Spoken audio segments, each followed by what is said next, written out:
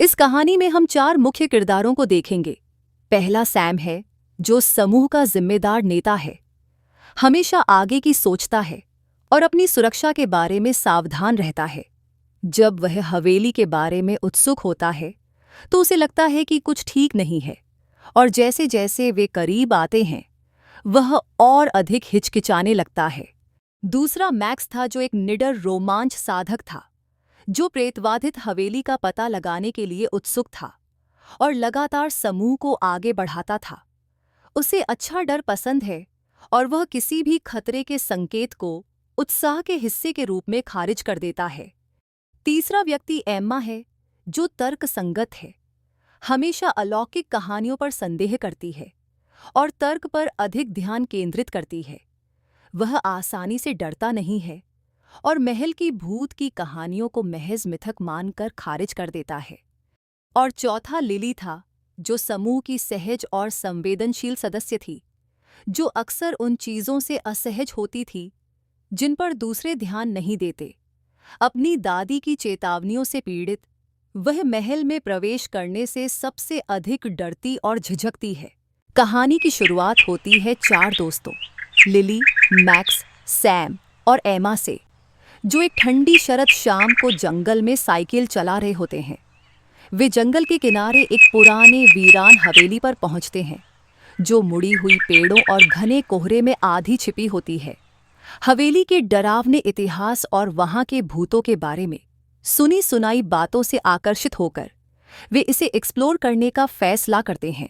जैसे ही दोस्त महल में प्रवेश करते हैं, उनके पीछे एक अजीब आवाज के साथ दरवाजा बंद हो जाता है और तापमान अचानक गिर जाता है। हर कोने में धूल भरा फर्नीचर और मकड़ी के जाले फैले हुए हैं और दीवारों पर परछाइयां नाच रही हैं। जैसे जैसे आप महल की गहराई में जाते हैं, अजीब चीजें घटित होने लगती हैं। उन्हें धीमी आवाजें सुनाई देती हैं, जो कहीं से आती हुई प्रतीत होती हैं, और लकड़ी के फर्श पर सरसराहट होने लगती है, जैसे कि कोई उनके पीछे चल रहा हो। चारों एक बड़े दालान में पहुंचे, जहां दीवार पर बदसूरत चेहरे वाली एक महिला की पुरानी तस्वीर टंगी थी। जब वे तस्वीर देखते हैं तो उन्हें लगता है कि महिला की आंखें उनका पीछा कर रही हैं। अचानक छवि दीवार से गिरती है और उसके पीछे एक छिपा हुआ दरवाजा प्रकट होता है।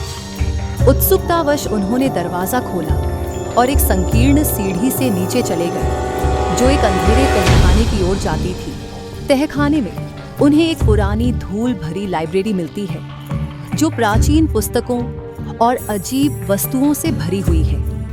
कमरे के बीच में एक बड़ी पुरानी किताब एक मोटे चमड़े के आवरण में रखी हुई थी।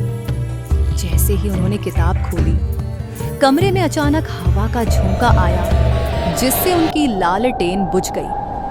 जैसे ही कमरा अंधेरे में डूब गया, एक जादुई भयानक माहौल बन गया और फुसफुसाहटें तेज और अधिक भयानक हो गईं। अशुभ आवाज तस्वीर में राक्षसी चेहरे वाली लड़की मैडम ग्रे के बारे में बात करना शुरू करती है, जो एक सदी पहले हवेली में रहती थी। वह एक समय बहुत दयालु महिला थी, लेकिन धीरे धीरे काले जादू में फंस गई और अंततः उसे अपनी आत्मा को अपनी बुलाई हुई परछाई के हवाले करना पड़ा। अब उसकी आत्मा महल में फंसी हुई है और अभी भी उसकी आत्मा इस महल के गलियारों में घूमती है। जैसे जैसे आवाज धीमी होती जाती है, कमरे में परछाइयां हिलने लगती हैं और धीरे धीरे मैडम ग्रे की भूतिया छवि में बदल जाती है।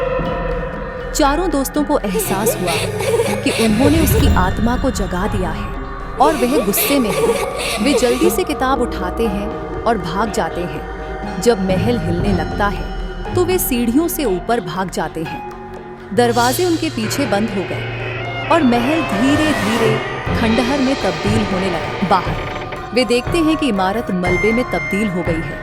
उन्होंने यह सोचकर राहत की सांस ली कि महल नष्ट हो गया, यानी मैडम ग्रे की आत्मा को शांति मिली। लेकिन वे भूल गए कि वे गलती से मैडम ग्रे की किताब ले आए थे, जो आगे चलकर उन्हें काफी परेशानी में डालने वाला है। वे घर जा रहे थे, लेकिन अचानक उन्हें मलबे से एक आवाज सुनाई दी।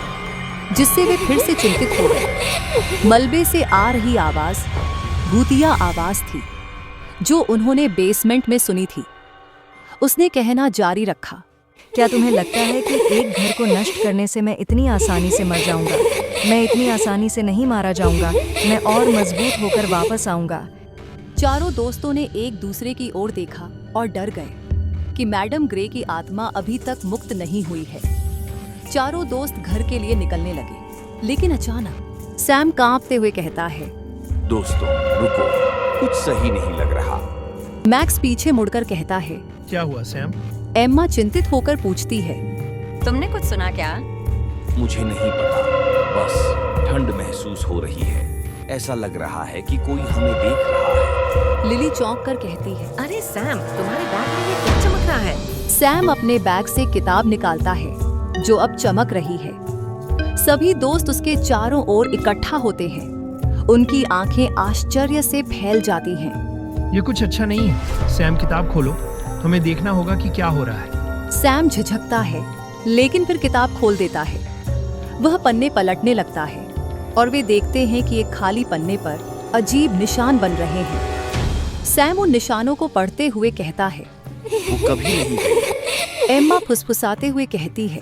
ओ नहीं, वो अब भी यहाँ है ना? मैक्स डरते हुए तुरंत कहता है। हमें इस किताब से छुटकारा पाना होगा अभी। जैसे ही सैम किताब बंद करता है, जमीन से घना धुंध उठने लगता है जो उनके चारों ओर घूमने लगता है। ये क्या हो रहा है?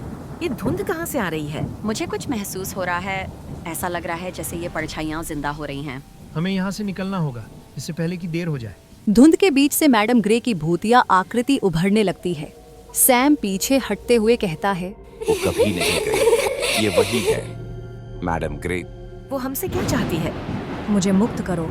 सैम, हमें इसे रोकना होगा। उन निशानों को तुम्हें फिर से पढ़ना होगा। मैं कोशिश कर रहा हूँ, लेकिन निशान बदल रहे हैं। मुझे नहीं पता मैं सही पढ़ रहा हूँ या नहीं। सिर्फ कोशिश करो सैम, हमारे पास और कोई तरीका नहीं है। सैम फिर से निशानों को पढ़ना शुरू करता है और परछाइयाँ धीरे धीरे रुक जाती हैं। मैडम ग्रे की आकृति धुंधली हो जाती है। मैडम ग्रे कहती है, मुझे इस श्राप से मुक्त करो। लिली सैम से कहती है। हमें इस किताब को नष्ट करना होगा। यही एकमात्र तरीका है। सैम हिचकिचाते हुए कहता है। लेकिन अगर ऐसा न हुआ, अगर कुछ और भी बुरा हो गया तो? मैक्स जोर देते हुए कहता है।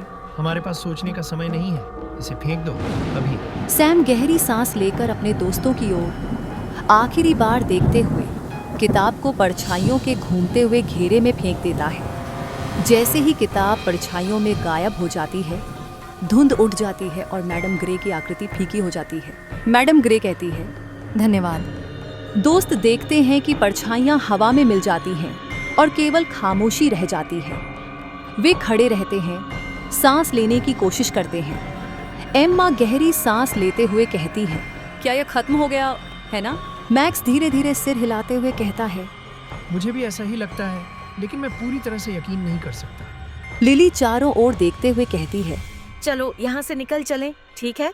इससे पहले कि कुछ और हो। सैम हल्की हंसी के साथ कहता है, हाँ, चलो घर चलते हैं। एम्मा सभी की ओर देखते हुए कहती है। क्या तुम्हें लगता है हम कभी इसे भूल पाएंगे? सैम शांत स्वर में कहता है, मैं उम्मीद करता हूँ, लेकिन मुझे लगता है कि इस किताब का रहस्य यहीं खत्म नहीं हुआ है। वे चलते रहते हैं। पीछे एक मध्यम रोशनी चमकती रहती है जो यह संकेत देती है कि वे अस्थायी रूप से मुक्त हो गए हैं, लेकिन भयावहता अभी भी मौजूद है।